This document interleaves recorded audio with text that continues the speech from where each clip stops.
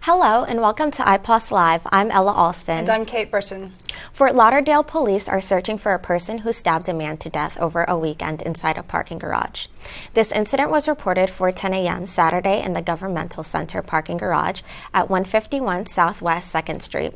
The victim was identified as Peter Bombardier, 24 of Boca Raton. He was said to be involved in a physical altercation in the garage when he was stabbed. Police are asking anyone who has witnessed the attack to call Broward Crime Stoppers.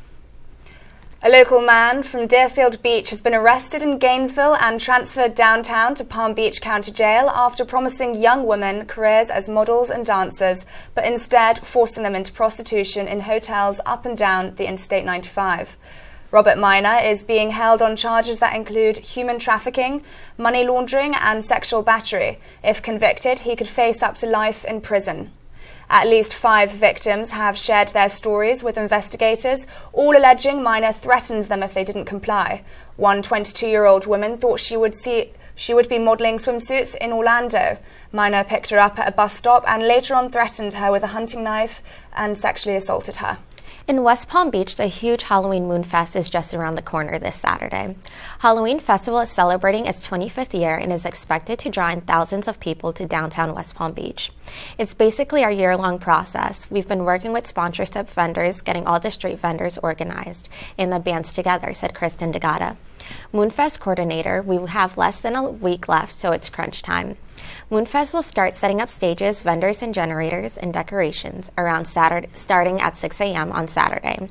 Clematis will shut down at 7 a.m. that day, but with other events happening in downtown, organizers have a lot to work around. It'll be a fun-filled time for all, so be sure to head out there. President Donald Trump's signed executive order mandating a worldwide ban on refugees has ended, officials said, as his administration prepares to unveil tougher screening for procedures for future refugees seeking entry into the U.S. Even with the ban lifted, refugee admissions are expected to be far lower than in recent years. Details about the new screening procedures are still to be announced, but U.S. officials described that refugees will face much more stringent and thorough examination of their backgrounds. In the past, officials have even spoken about examining applicants' social media posts to identify those who may sympathize with extremists or pose as risks to national security.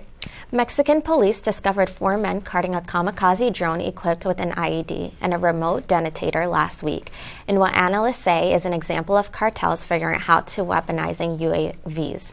2 years ago, this was not a problem. A year ago, this was an emerging problem. Now it's a real problem, Nicholas J. Rasmussen, director of the National Counterterrorism Center, told the Senate Homeland Security.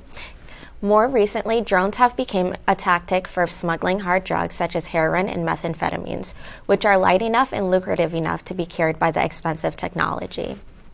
Russia has vetoed a US-sponsored UN resolution that would extend the work of inspectors seeking to determine who is responsible for chemical weapon attacks in Syria that happened April 4th, killing more than 90 people.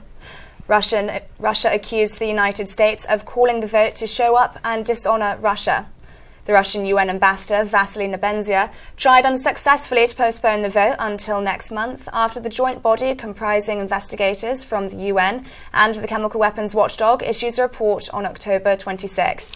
That's all for today. Make sure to stay tuned on Thursday at 1 p.m. For more news, pick up the iPulse newspaper around campus and don't forget to follow us on Twitter, Instagram and Facebook for updates. My name is Kate Britton. My name is Ella Alston. Have a lovely day.